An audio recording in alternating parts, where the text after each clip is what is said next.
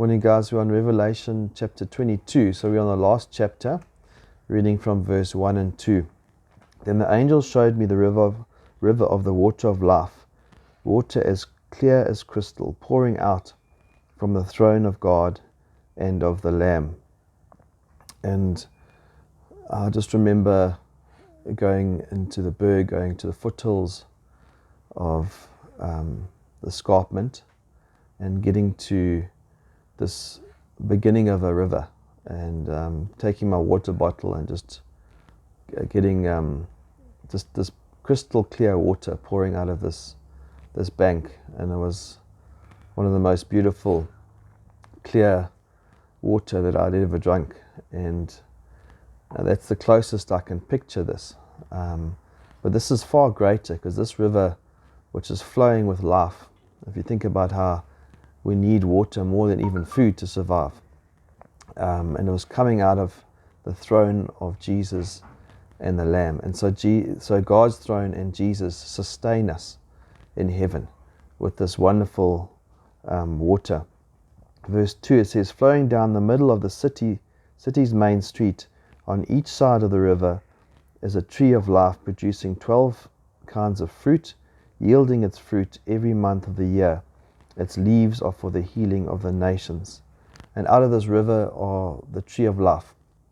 And the tree of life, as we know from Genesis, is a tree that gives us eternal life. It sustains us forever and ever. In fact, after Adam sinned, God wanted to remove him from the garden in case he ate of that tree of life and then carried on living in this cursed world. And so here the tree of life that's in Genesis is also here in Revelation. The life that sustains us forever and ever. And we notice again this aspect of 12.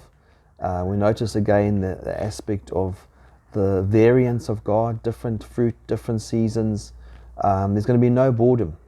God's variation, just like it is on earth here, will be even more so in heaven, and more glorious and more beautiful. And the healing of the nation is difficult to understand how these leaves would give healing when there is no sickness in heaven.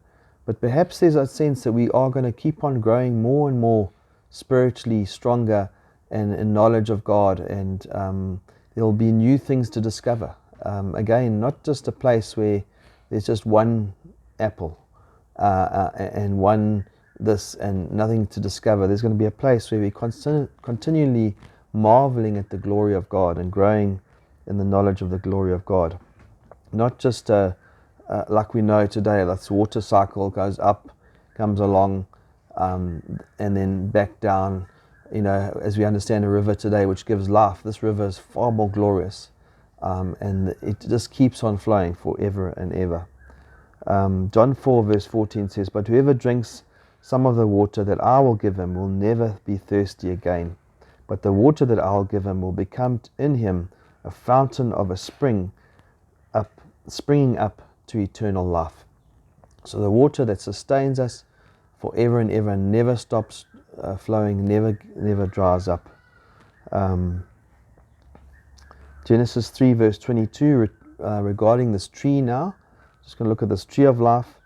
It says, then the Lord said to him, behold, a man has become like one of us in knowing good and evil, because he ate of the tree of knowledge of good and evil. He sinned, and now he's going to die. Now lest he reach out his hand and also take of the tree of life, that's the same tree of life in here, Revelation 2, and eat and live forever. So now we know the tree of life gives us some life that makes us live forever. Now also Ezekiel 47 has got a lot to do with the same analogy of the tree and the river, but here the tree of life in verse 12 of Ezekiel 47. On both sides of the river banks, every kind of tree will grow for food. Okay, not just an apple tree, it's every kind of tree. Their leaves will not wither, nor will their fruit fail. Again, it's going to be everlasting, but they will bear fruit every month, because their water source flows from the sanctuary of God and the Lamb and Jesus. Their fruit will be the food, and their leaves for their healing. There again, the leaves for their healing.